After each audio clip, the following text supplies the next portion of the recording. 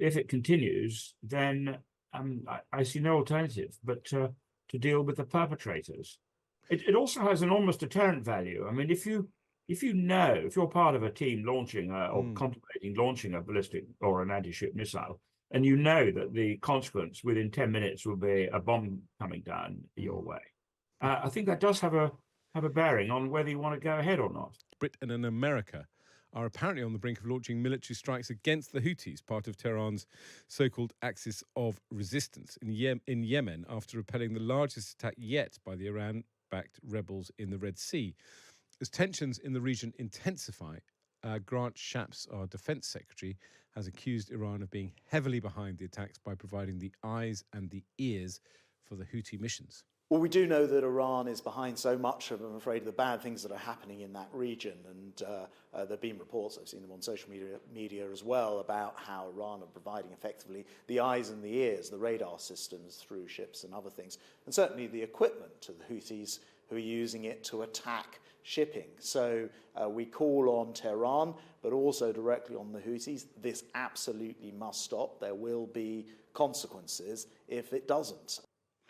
So joining me now is Admiral Sir James Burnell-Nugent, the former Commander-in-Chief of the fleet. What is your view on the possibility of Britain taking part in military action? I have to say it's slightly crept up on us, this.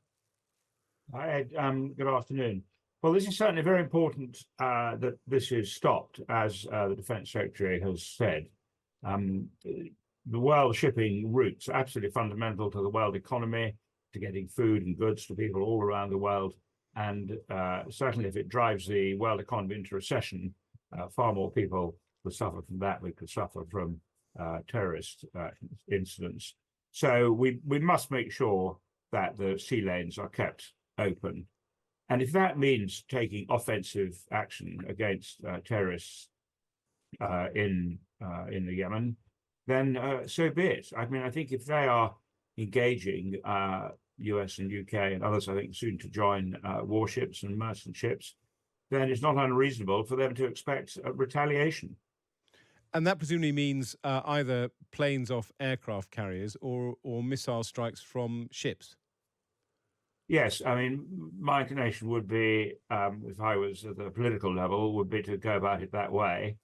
I think, boots on the ground, a much discussed topic. It doesn't seem to lead to the right answer in Iraq or Afghanistan, as we've seen.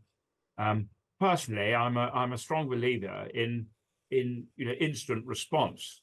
It is possible with aircraft and surveillance system to see where these missiles, slightly harder with drones, but to see where missiles are being launched from. And in my opinion, we should be retaliating, immediately a launch site is detected. Interesting. So, I mean, it is interesting that there hasn't really been a debate in this country yet about the Royal Navy potentially taking part in this action, which they would do, obviously, alongside the Americans. It would be quite significant if we actually... It's one thing to shoot down a drone. It's quite another to take action against the launch site. It is. But, how do you stop this behavior? I mean, quite rightly, ministers, start with political persuasion and diplomatic action. But if it continues, then I see no alternative but to deal with the perpetrators. It also has enormous deterrent value. I mean, if you're part of a team launching or contemplating launching a ballistic or an anti-ship missile, and you know that the consequence within 10 minutes will be a bomb coming down your way, I think that does have a bearing on whether you want to go ahead or not. It will make you think twice. Admiral Sir James Burnell-Nugent, former Commander-in-Chief of the fleet, thank you for coming on and talking about the possibility of airstrikes against the Houthi rebels in Yemen who are attacking the sea lanes in the Gulf.